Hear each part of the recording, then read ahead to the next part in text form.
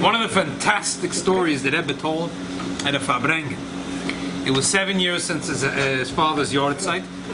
The Rebbe mentioned that there is a post that's brought from Charles Chuvas that if you didn't visit,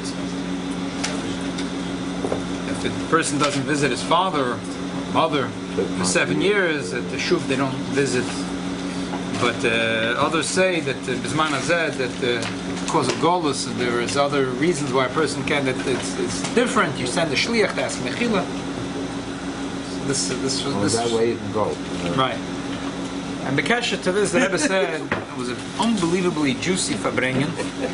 And one of the things was this story that the Rebbe told about his father. That his father went to get smicha. In order to be a Rav in a city, which was a Ir Ve'em Yisrael, needed to have smicha, G'dorli Yisrael. So he went to several G'dorli Yisrael, among them Reb Chaim Brisker. The Rebbe told the story that Reb Chaim saw and knew who this was, Mishpachas Harav. So he gave him like an extra, the drill in the Bechina. It wasn't one of his Talmidim.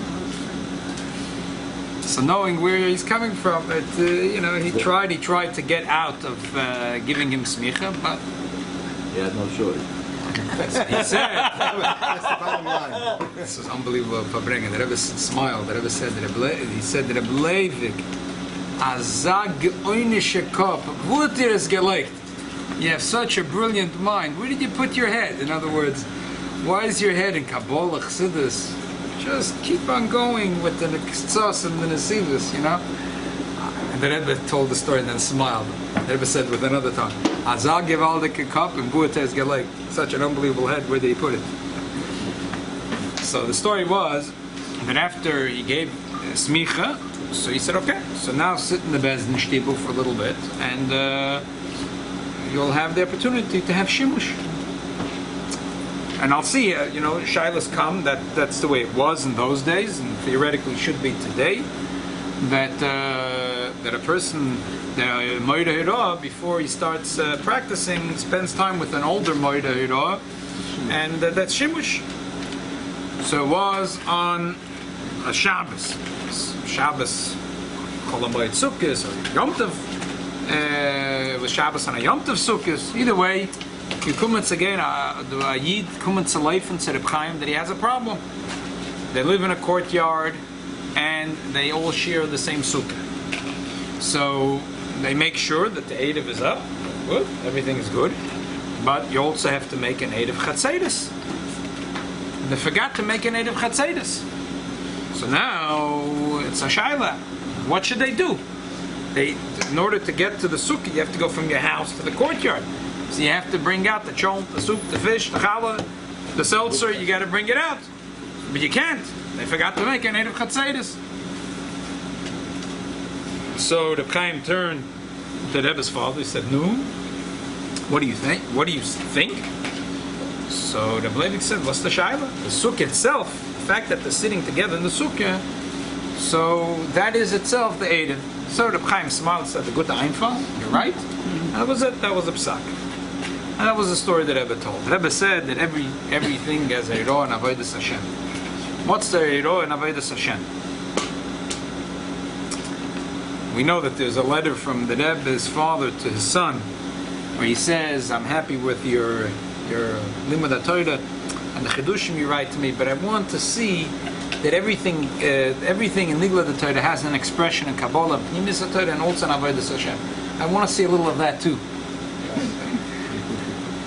So you think that Rebbe probably grew up with father complimenting him day and night. So the Rebbe said, "What's the Hiro and Avodas Hashem, and what can we learn from this Psak Din?" The Rebbe said that doctors understand today that it's scientifically proven that a person has a certain power, unpleasant experiences that they push out of their brain. They forget it. So the Rebbe says that the emes is like everything that we find in Torah. You look in Tanya. The Tanya says that the shikha comes from the nefesh habahamis. Why? Because doing shgogis is from the... Why? Because mitzvahs is very unimportant to the Nefesh HaBahamis. Very insignificant. So he makes it the person should forget it because it's not important. It's not important the person forgets. Something that's very important the person remembers. So that's in your shikha. Shikha means something that's not important. It's not important, you can forget it. It's shaykh to forget because it's not so important. What's the mitzvah of Eidim? What is the mitzvah of Eidim? So Chazal say that we want that there should, because it looks like this house is a Rishus Yochid, this is a Rishus Rabbi, and people get confused. So they said we're going to share. Everyone is going to give a certain amount of bread, and Yad Kulam Shavaboy has to be put in a place that everyone has the key. Everyone could go in there and take it. And we say that we're shutfim in this bread. Yad Achas L'Kulonu on this bread. So just like in this bread. Because alechem levad yichya odom, it's loyal alechem levad. I mean, the ikir inyan lechem levav enish yisod. The person eats bread. Well, it could be also not bread. Then you need more stuff lifton. But the ikir is, I mean, that's what we do. We do with bread. So we're all equal in this food and this bread. So therefore, we're like one mishpacha. We're not. It's not a rabbin. We became a yochid. We became like one family. Was heißt es that a yid forgot to do the mitzvah? You make a brocha. It's mitzvah. It's tachonas chazal. You make a brocha. Sheked shana b'mitzvah v'tzimono. What's the pshat that a yid forgot to? He forgot the mitzvah of Eidim. Eidim means lis arev, to become one with another yid. Why did he forget? It's not important. It's not important to become one. The other guy's worries is his worries. His mortgage is his mortgage. His tzadis is his tzadis. And not my tzadis. So b'meila, why do I have to remember to become one with another yid?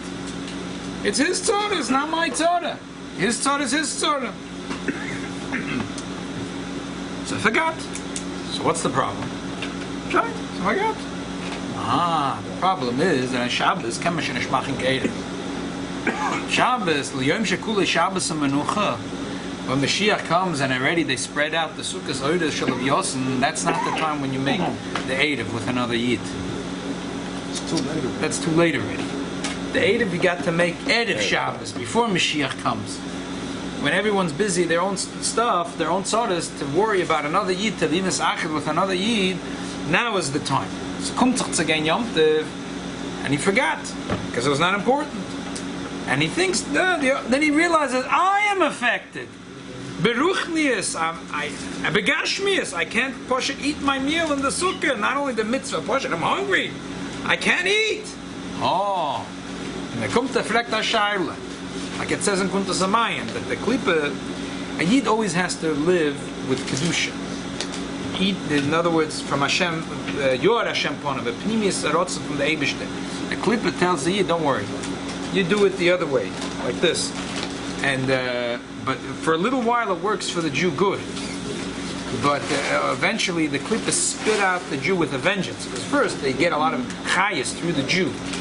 So they want that the Jew should be a Baal Aveda, and then they say, oh, you know what, we'll give you a good cut of the booty.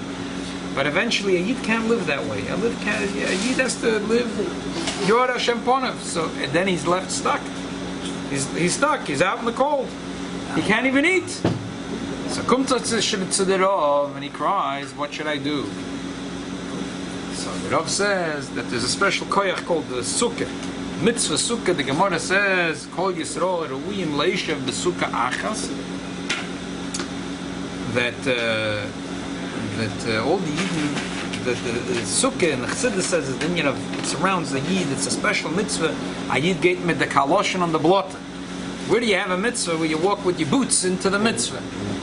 With the boots, you walk into the sukkah. And the blotter that's on the boots also come into the sukkah. So it's a mitzvah that surrounds the person. The achila, the shina, the shasiyah, it's all part of the mitzvah. So it's unbelievable. And laman yedun. So there's some mitzvahs that's a mitzvah zikorin, the zikorin beinenecha. And there's a mitzvah that it's more than zikorin. It's yediyah. So in the one hand, it's makif, it surrounds the person, and the yid has to higher than 20 amma. The psuk is psula. Why? Because you can't be mekayin leisholta be. You can't be mekayin leman yedun doireseich. So Chassidus says because in the one hand, sukkah is awesome, it surrounds the person, it's a light which is awesome, it's makiv. On the other hand, it's l'man yedun, the person has to bring it into pnimius. So the koyach of the mitzvah of sukkah helps that the Yid should make up on this Eidavin that he was missing. And what does it mean to us? The Eidav in general, who's the Rav and who is the Sukkah? A tzaddik is his neshama surrounds all the neshamas that Yid by him are by him connected. By him is kulachat. And Amela, when we connect that tzaddik, that's like let's going into the mitzvah of Sukkah. My wife keeps me informed if there's any good stories in the magazines at the end of the week. I don't have time to read. So if there's anything juicy, anything good, my wife lets me know. So there was something remarkable. There's Bekitza, there's a shliach in China. And shliach in China. And shluchim have connections and friends, and they have people that. So there's a Jewish fellow that has a very popular hotel, which is also a venue for weddings. So he calls up the shlucha. He said there's something very unusual.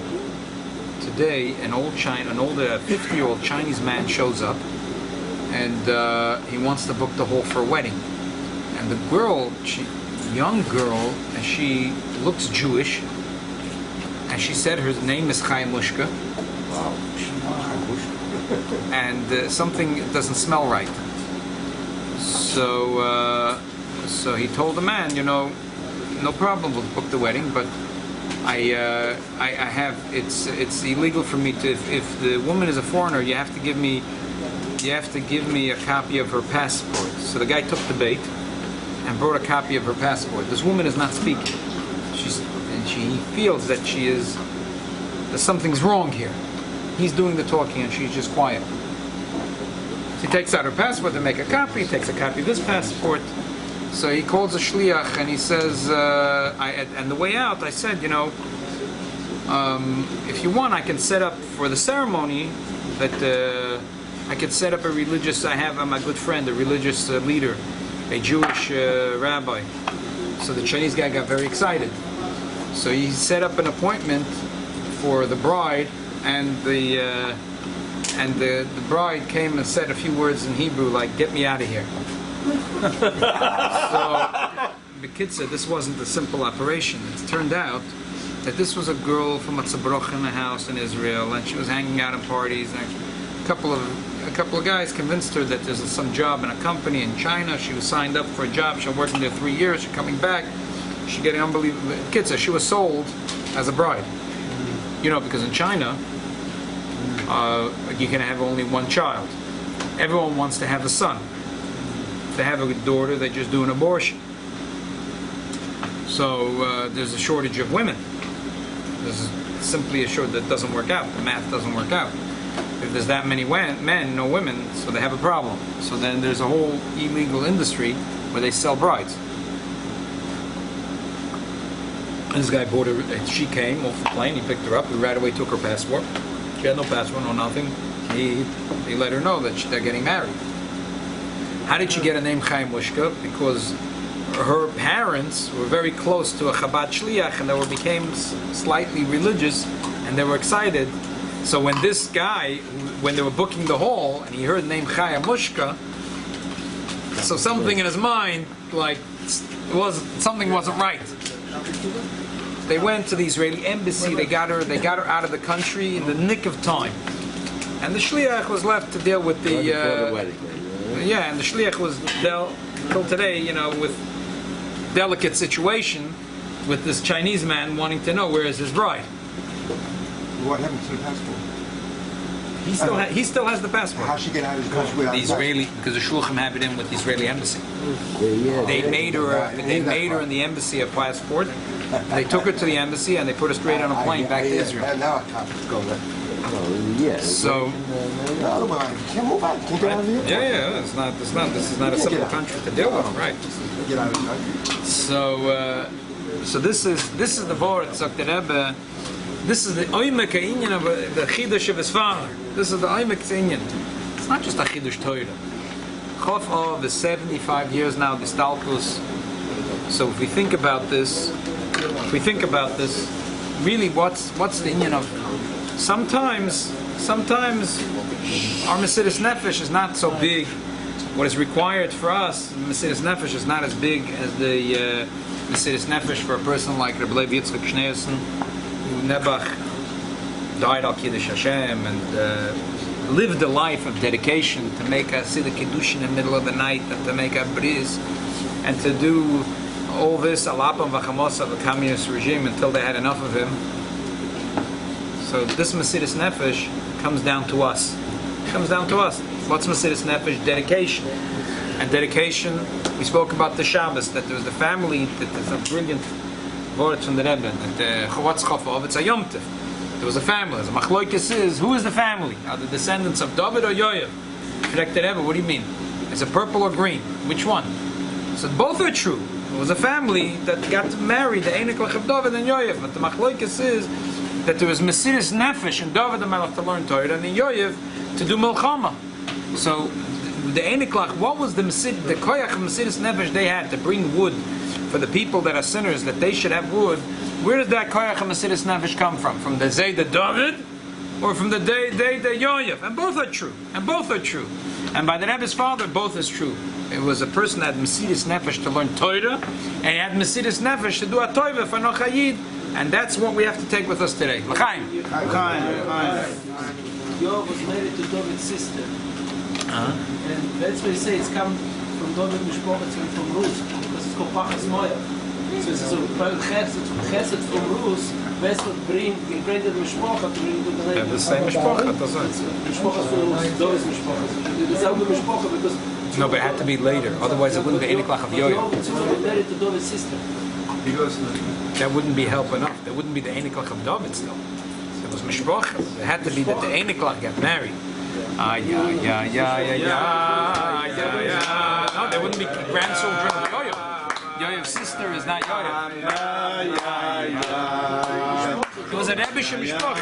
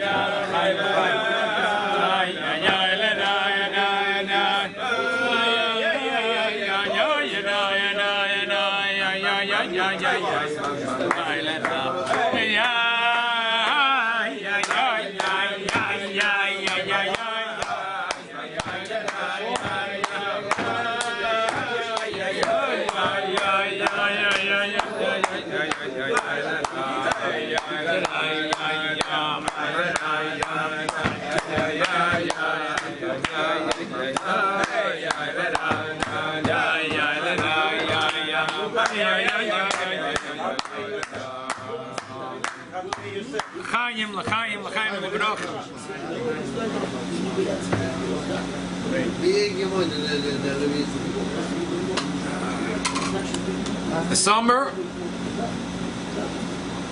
it's a time to go out.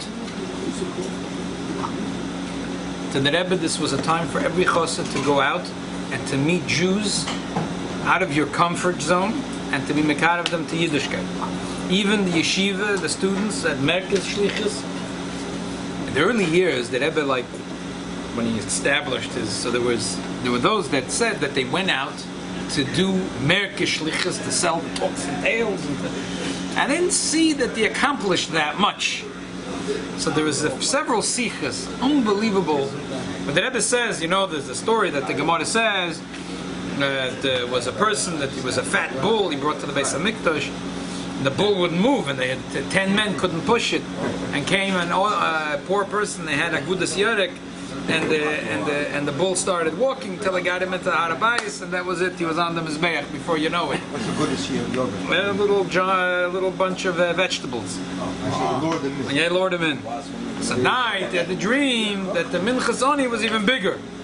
So the Rebbe said, you never know. Maybe what you're doing is for the Eibishter, is that but the Rebbe said a few stories. One of the stories the Rebbe said was a Chof of Farbrengen. The Rebbe said that once his father-in-law called him in, showed him a letter he received. The boys went out to Merkez Shlichus. And they came to a city. There was an Orthodox rabbi, and he welcomed them. Today you have shluchim all over the world. And back then, the Rabbanim were very happy that there's a bocher that wants to come, or two yeshiva boys that want to come help him in the summer for a few weeks. I remember when I did Merkez Shlichus, he was an Orthodox rabbi. We stayed in his house. He was so happy. He was thrilled. We used to hang out with him. I mean, another frum face in the other end of the world. And we used to schmooze with him. We had a good time together. So here the Rav writes a letter to the Frierdiker Rebbe that he didn't realize he himself has to do tshuva. They're making other balei tshuva. He has to do tshuva. So he wants to thank the Frierdiker Rebbe for bringing it to his attention that he has to do tshuva. And he explained what he meant. He said that he feels that he's the rabbi. But he realized when the boys are talking with such energy and such chayas that he has become very complacent. He could do much more. And he gets a salary from his kehillah. He doesn't want to bother anyone. You don't bother me, I don't bother you. So he realized that he has to do tshuva. The Rebbe said that this person had an unbelievable change in his life, and these boys don't even know. They think they're making these balei tshuva. It comes out that their host, who was the Rav, who they thought he's their host. Turns out they had the biggest effect on him, on the Rav of the city. The Rebbe went on to say this Rav was very impressed with the chayas they had. So maybe someone will say that I don't have this chayas. I talk from the outside, I have a lot of chayas, but inside I don't feel the chayas. But it's not true. B'chitzonis, maybe you exude a lot of chayas. Pnimius, you don't feel anything. But the pnimius of the pnimius, the Rambam writes that every Yid, the Rambam in the second page of Hilchos Gerushin, that every Yid wants. So the pnimius sheba pnimius, every Yid wants, and the chitzonis sheba chitzonis, it comes out, and it has an effect on another person. You see, you just have to strike the match. You just have to strike the match. You see it sometimes in your eyes. You meet a person, if it's on the train stations, in the subway, it's here. If you don't know if it's in the airport, you just have to strike the match. You just have to strike the match. Tell a woman about Shabbos candle that's going to be before sunset. You push it. You think sometimes that show you a text this Friday.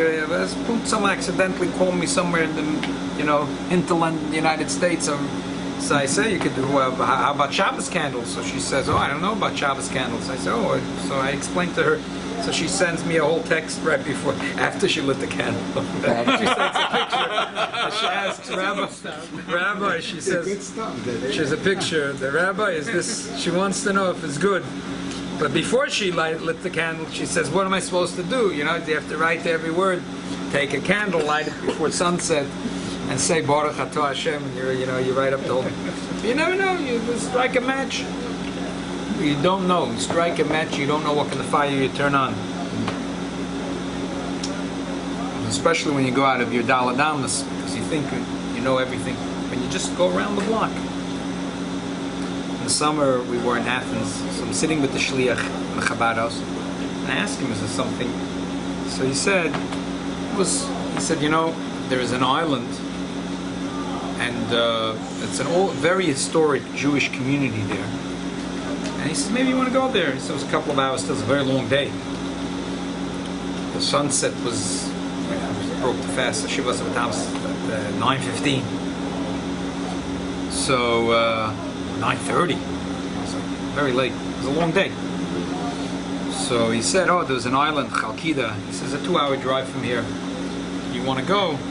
I said, yeah, if there's a Yiddish driver, maybe I could do some time on the way, put on film with him. He said, yeah, there's a guy, he could use a little bit of parnasa, why not?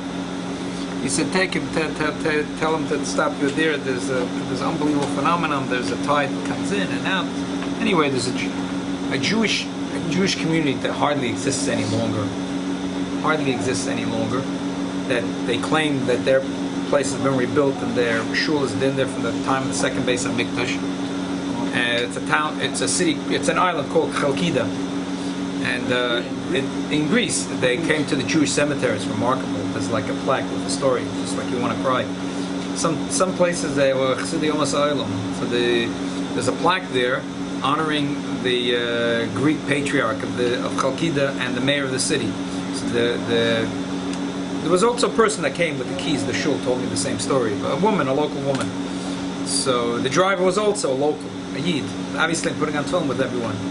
So this guy Pinchas, I guess I put on film with him. I really went to he asked me should write to when I come to New York. I was telling him about the Rebbe. I should write to the oil. He asked for a brocha.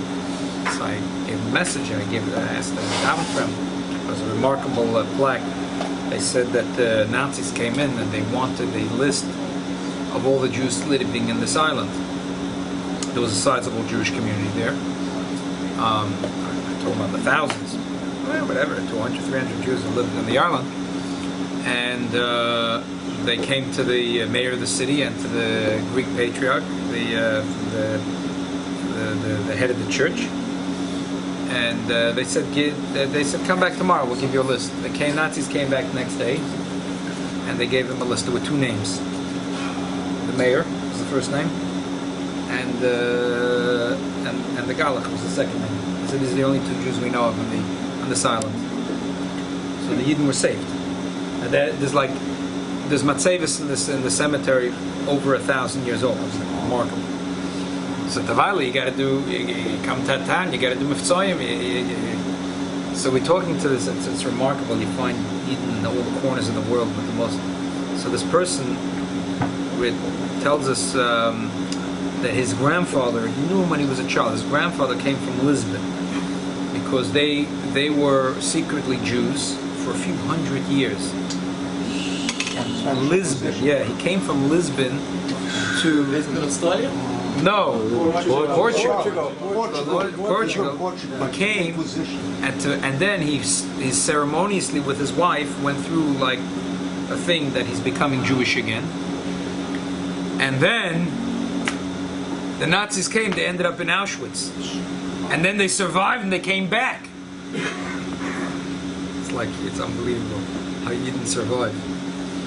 So obviously we put on film with him and we spoke to him about Yiddishkeit. Obviously I got his number from the Shliach, so it's like he's getting taken in from all sides. But it's unbelievable. You don't know. You're paying a driver to take you around at the same price. In the meantime, you can talk, and it's a go. You can talk to Moshe Mitzvahs B'nai Noach. Talking to Moshe Mitzvahs B'nai Noach. They speak over there. Greek. Sounds like Greek to me. But, I just wondering how you talk to them. You know, Latino. Latino, you don't know. Greek, you don't know. How do you talk to them? English and greenbacks, everyone knows. Greenbacks. Dollars. In God we trust. Yeah, dollars, everyone knows. So, L'chaim, this is the Chof of. Chof of, the Rebbe says, look at my father, who had an unbelievable chayes with a Torah. And yet, he took away from his time that Mesiras Nefesh k'pshutoi. Kipshutim, Mesiris Nefesh. He died. To help, he could have said if he sat quietly in his apartment, didn't do anything, communists wouldn't bother him. If he sat and learned Yoimam Valayla, no problem with him. The problem was that he helped other Yidden. So the dedication that we have to have today is the Mesiris Nefesh is far less, but yet it's Mesiris Nefesh. But sometimes we think it's a small thing what we're doing, but it's not true, because sometimes we light a match and we have no idea where it's catching fire. So l'chaim, that we should take and light the last few matches, and we should put up the golas on fire, and we should be zoicha to be as Mashiach Tzidkeinu. Amen.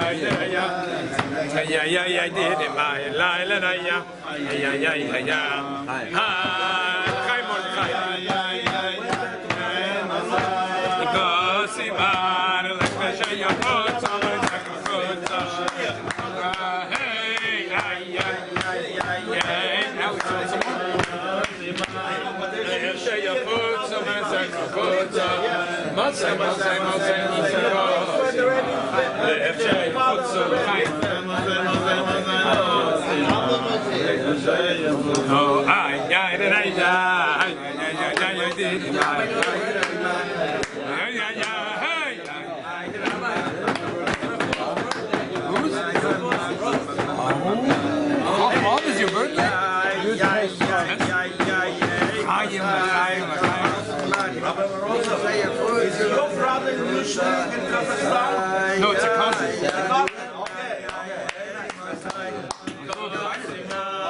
I'm so excited. Yeah, very nice. I just read about it.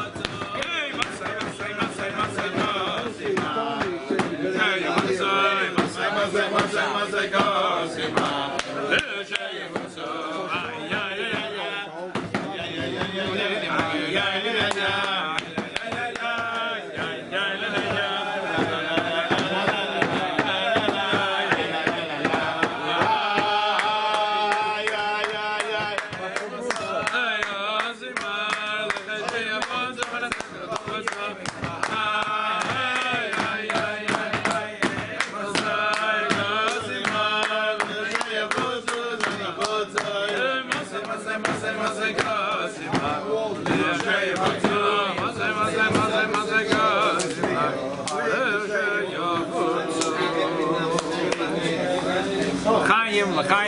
lebracha. Where did the Rebbe's father? Kazakhstan, Almaty. Never went after when he came here. He didn't go in. Never left Brooklyn. Chaim. Never left Brooklyn. Left in Queens and go up to the kind of Story. L'chaim.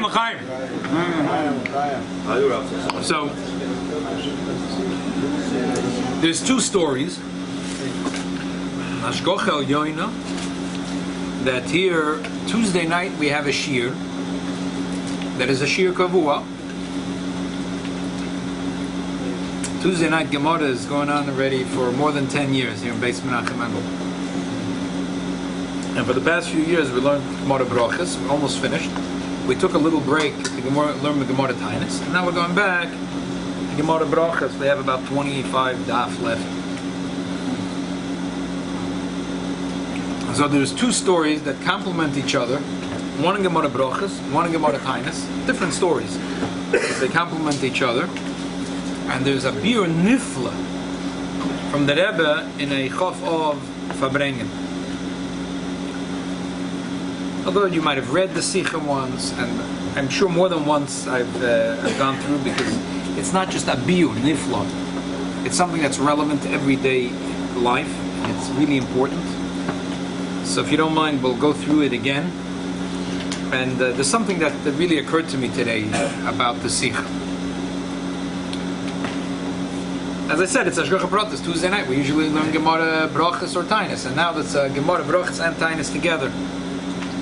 So the Gemara Brachas tells a story about Rabbi Akiva.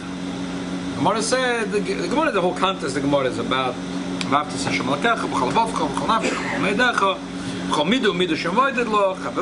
that a person is always moided to the Eibishter. Because the Mishnah is also talking about Teva. We always thank the Eibishter. Whatever happens, we always thank Hashem. When we learned this Gemara, there's a few Yiddelach that took it to heart, and they lived their life with this. The Gemara tells a story to illustrate this. Rabbi Akiva always said, "Kol ma de'ovid rechmona l'tav ovid." Kol ma de'ovid rechmona l'tav ovid. And to tell a story, the Gemara shows how Rabbi Akiva lived it this way. Once Rabbi Akiva was traveling on the way. And you know, as they say, when you travel, you have to pack up your bags, open your suitcase, half the clothing and double the cash. Take out half the clothing and put more and double the cash in your pocket. And today, like the Rebbe told the story, he smiled. He said, today a person takes with him a toothbrush, a checkbook. But Rabbi Akiva, when he went, it's the first thing he has to learn Torah by night. He doesn't have these fancy phone with the flashlight. With the flashlight, he doesn't have that. Plus tutman, so he went with a candle, and he wants to learn. So, but if you're schlepping peklach, how could you? So he had a chamor to schlepp the peklach, and he could walk and think and learning. But he has to wake up in the morning, and he doesn't have an alarm clock, so he brings a rooster with him. A little complicated. Today you have everything in here.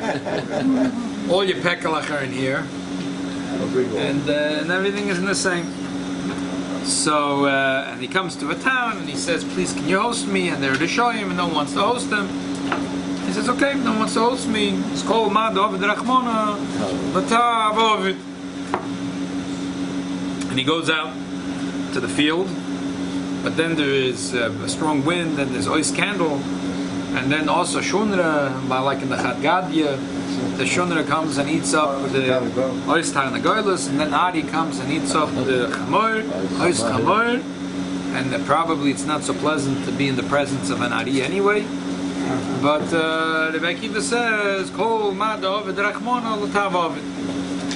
And it turns out that night came Shaboim, and they tore the town apart, and and took all the people as slaves. And Rabbi Akiva said, you see, I told you.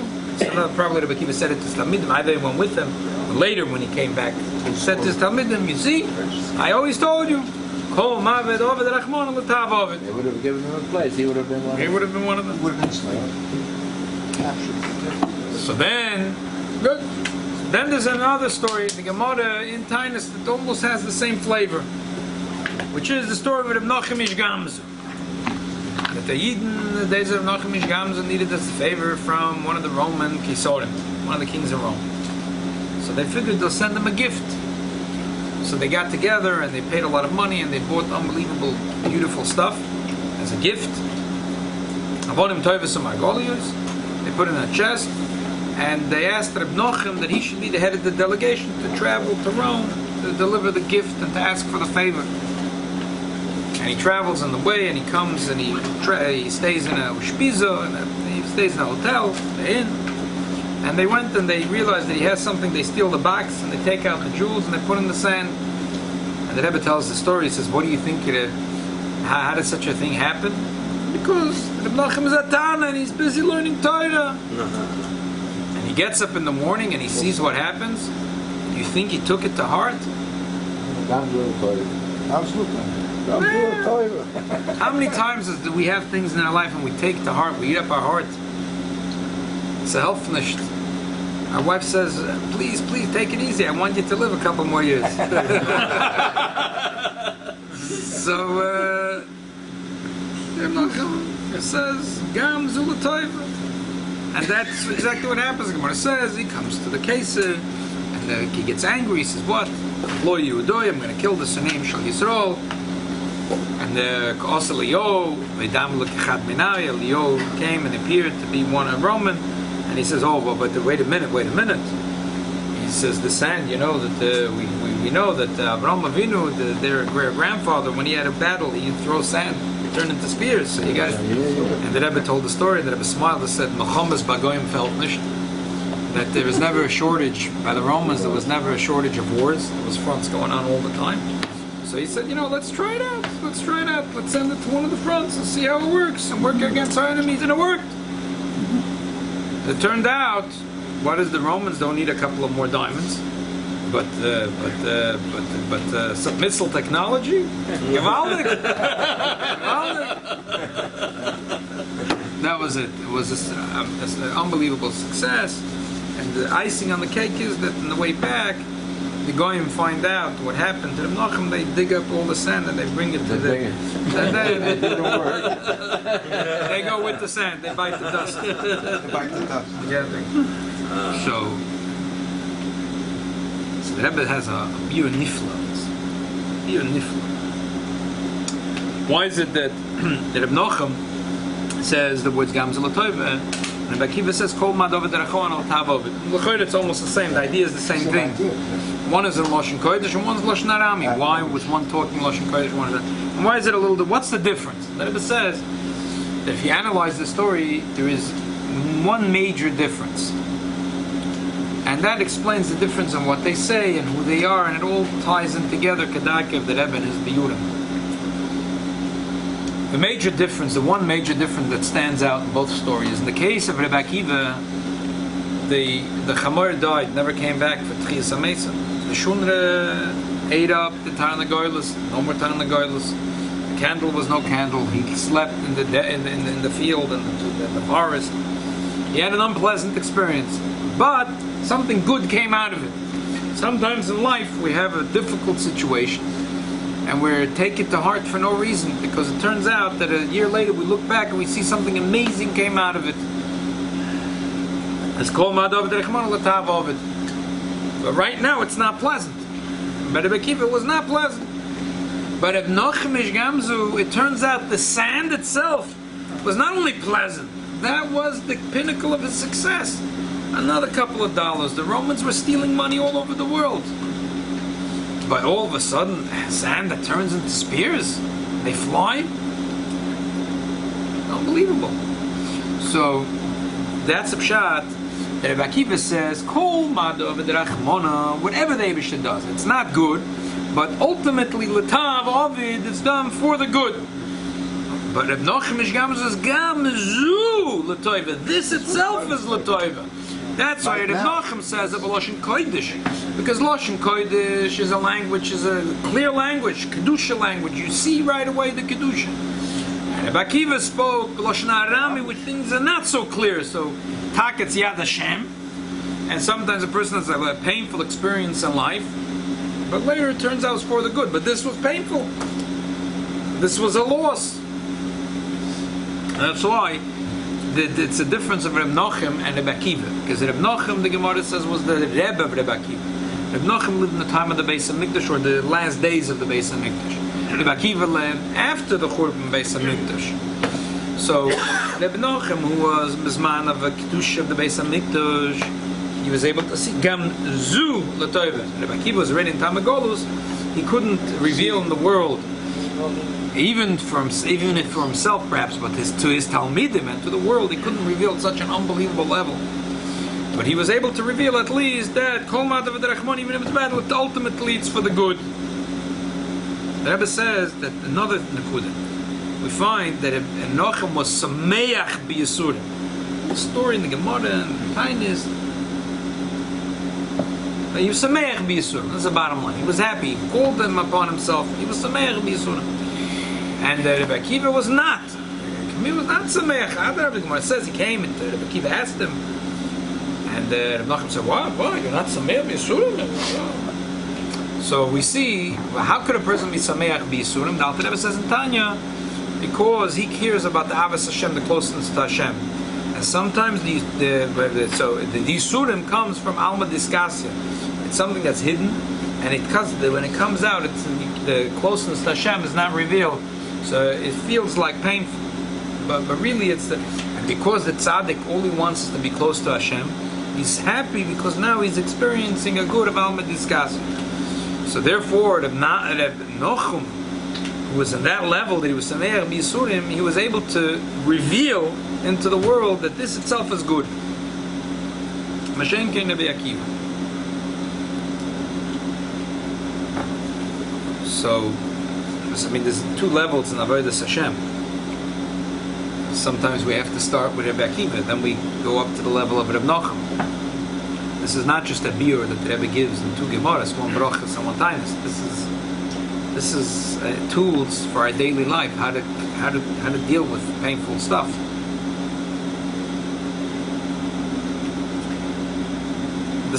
I was thinking, what's the pshat? The pshat is the Gemara brachas can't demand from a Yid Nochem's level. Brachas, mea brachas b'chol yoyim. We're talking to every Jew, what every Jew has to say, b'chol avavcha, b'chol nafsha, b'chol meidecha.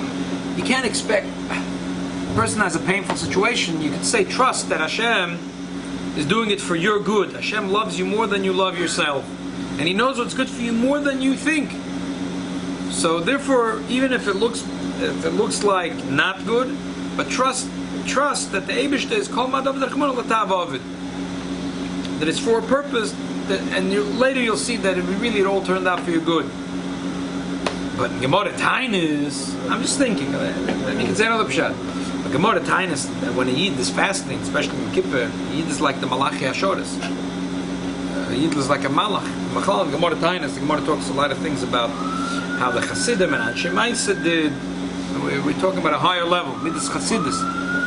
But as I said, Tainus every Yid is like the Malachi Hashoris. Over here we can already expect the Yid should be on the level of Reb Nochem Ish Gamza. That's why the Gemara in Tainus says the story of Reb Nochem Ish Gamza. The Rebbe says the same thing in the Churban Beis HaMikdash. That the Tzemach Tzedek said, in the day of the Churban, it was Gevura that was covering over Chesed. Because the Navi says, Al Api v'chamosi hoysa yirazois l'mei yomi v'ostada yamazeh. That David said, this city angered me.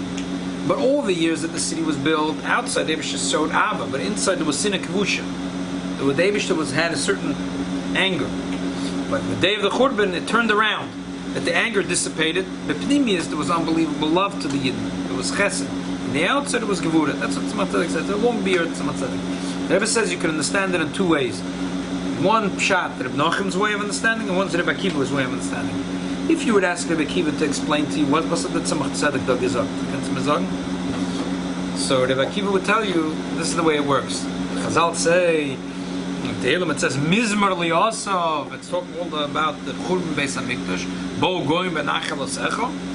So the Chazal say Mizmar Liosov. It's a song that there's a Churban Goyim. It should say Kina Liosov, Bechi Liosov, Mizmar. And Chazal answered, no, it was a Mizmar because Shafa Chamos al Eitzev al Veloy Shafa Chamos al Yisrael. That the Eibusha poured out his anger on the rocks and not on the Jews. That he destroyed the Beis Hamikdash, but he didn't destroy the Jewish people. That is a Rabbi Akiva attitude. That is an explanation Rabbi Akiva could give. Kol ma David Rachmana L'Tav. This was not a good event, but L'Tav of it. But if you ask Reb Nachum a pshat, Reb Nachum would give you a different pshat. What would be Reb Nachum's pshat? Reb Nachum's pshat sounds identical to the Rebbe's pshat, by the way. Because the Rebbe has a Bavusta pshat, a Lomdish pshat about the Churban. The Rebbe says that there's a whole story with Hurdus. Hurdus and Shesh, the Gemara says that sorry, not who spoke to Hurdus? Which the Baba ben Buta. Tana, which Tana spoke to him? Rabbi, I think it was Rabbi, beginning of Baba Basra, of Dalit. So Rabbi told him, Rabbi ben Buta. So Rabbi told him that your tikkun will be that you darken the light of the world, you'll rekindle the light of the world. The whole thing that you're not allowed to destroy Beis HaKnesses, to rebuild a new one, but a Melech is allowed to. So he told them we should take down the whole Beis HaMikdash and rebuild it.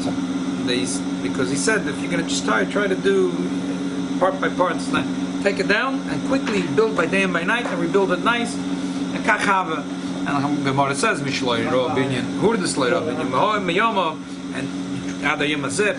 You know, the archaeologists say that it's a marvel how they built. It's nicer, and it was so nice that the Koislam Ravi is the staple stones of the way of the architecture of Hurdus.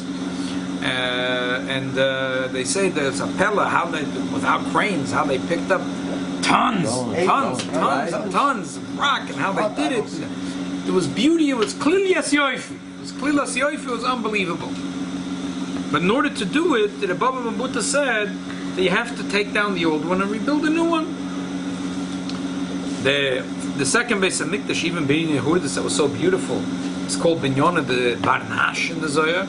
And Beis HaMikdash Ashlishi is going to be called Binyona de Kutsha Brichu. Binyona de Barnash could be destroyed. Binyona de Kutsha Bricha can't be destroyed. In order to rebuild, you have to destroy the old one in order to build a new one. And that's the Rebbe says that's the pshat that in Shabbos, if a person is soiser is potter, destroying your potter. But when is it one of the lamatas malachas soiser manas lidness? If you're destroying because you want to build, then it's considered a constructive thing. So the Eibishter, when he destroyed the Beis HaMikdash, it was Almanas Lignas. So the steed itself is a binyan. That's the attitude, Zok the Rebbe, Reb Nachman. Gam Zulita, exactly. This is the Torah. Learning the Sikha, and as I said, this is not just a biur, a pshat. This is sometimes we need to connect with the Gemara Brochas and the attitude, and explain to ourselves and to see things in the perspective of Rabbi Akiva. Sometimes we're zeichet to see in the perspective of Reb Nachman. I was thinking the Rebbe and his father. Which is Rabbi Akiva and which is Reb Nachman? The Rebbe's father came earlier, but who is closer to Beis Habinyan of Bigdash Ashlishi? The Rebbe tells us he sees the Geula. The Geula is Ototot Kom Mashiach. The Rebbe sees already the Geula in his eyes. Even the buttons are shiny. The puts and so feel polishing the buttons too much. The Rebbe said. Too much. So we're going to ruin the buttons soon. So the Rebbe sees. He's seeing already. He's seeing it already. He sees that Aloy Sashachar already. The Rebbe sees. I'm just telling you that the way I see it, that the Rebbe sees things in Reb Nachman's perspective. Just one nakuda to illustrate this. I told the story a couple of months ago. There was a brouhaha. The Rebbe wrote a letter to the first president of Israel, Yitzchak Ben Tzvi. Early years, so there was a political little bit of that he wrote. He didn't write to him, quote, Nasi Medina Yisrael, you know, he didn't write those titles. And they didn't. So the Rebbe wrote him a letter later, a short letter, explaining himself. No. The Rebbe said, these are the words, Miyoim hilachti l'cheder. From the day I went to Cheder. When does a kid go to Cheder? 3 years old? 3 years old, yeah? The Rebbe was a brilliant kid when he was a baby. 1 year old, he was saying Mishtanas, right? The mother writes there. The Rebbe writes, it started to, in my mind, started to come together a picture. Geulas Yisrael, a Geula for all the Jews from all their pains from the Golus. And as the Navi says, that there's going to be David Avdi Nosi Lohem La'olam, and it'll be such a miraculous redemption that all the pain that the Jews suffer in the time of Golus, that the Jews will say, Oitcha Hashem ki anafta bi. That everything painful in Golus will all of a sudden be so much understood that the Jews will say, thank you Hashem, this is really great. We didn't realize, but this was Toiv Gomer, this was really good. Anyone knows the Rebbe. The Rebbe wasn't Shaykh Tag Zomas, and the Rebbe wasn't Baal Melitzis, you know, the Rebbe wrote it, probably. It was usually the Rebbe wasn't, this was a moment where the Rebbe said what he really felt. Can you imagine, what does a 3-year-old kid or a 2-year-old when there was a cheder? Can you imagine what a 2-year-old kid thinks about? I don't know what my 2-year-olds think about. You know what that means? The Rebbe says that he was a little child going to cheder, but here's in his mind, that the pains of Golus will be understood by every Jew in a way that the Yid will say, Oitcha Hashem ki, that all the tzaras and the Yisurim of Golus will be understood in a way that this is good. This is the point of Reb Nachum. This is the whole point. Gam Zu L'Toiva. This is the whole, the Rebbe's biur in the whole Inyan, that this was Soiser Amanas Livnis. The Rebbe is expecting a lot from us. You know, like the Tanya says, Halavai Beinani. So we could say Halavai de Bi'akiva. Halavai de Bi'akiva. That when we have a painful experience, that we should see it like Reb Akiva. But the Rebbe wanted big. The Rebbe wanted big. The Rebbe wanted that we should see like Reb Nachum. The truth is that sometimes we have to start like Reb Akiva. But the goal is to see it like Reb Nachum saw it. The Rebbe shall help and l'chaim. And we should see everything. The Toiv Nira Neigla, and Be'ika we should see the Toiv Nira Neigla Take with the Kiyum of the David Avdi Nosi Lahem La'olam.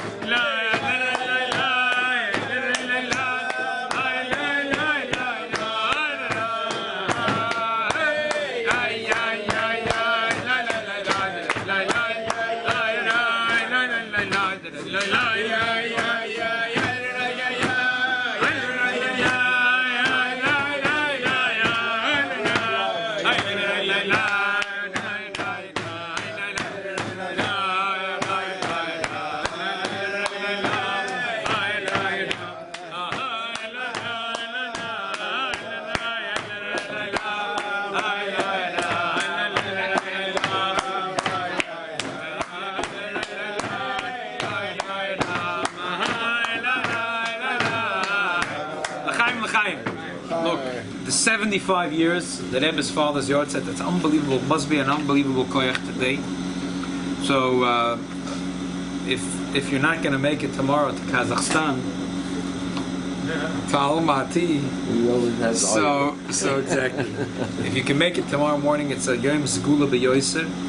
And if you can't make it, B'linad, I'll go tomorrow morning. But then I ask, and if I know someone needs it, if you want to write down a note, and I'll bring it for you tomorrow. The kid is that Rebbe used to ask in Chof that in his father's sake that we should give tzedakah and learn something. So we should.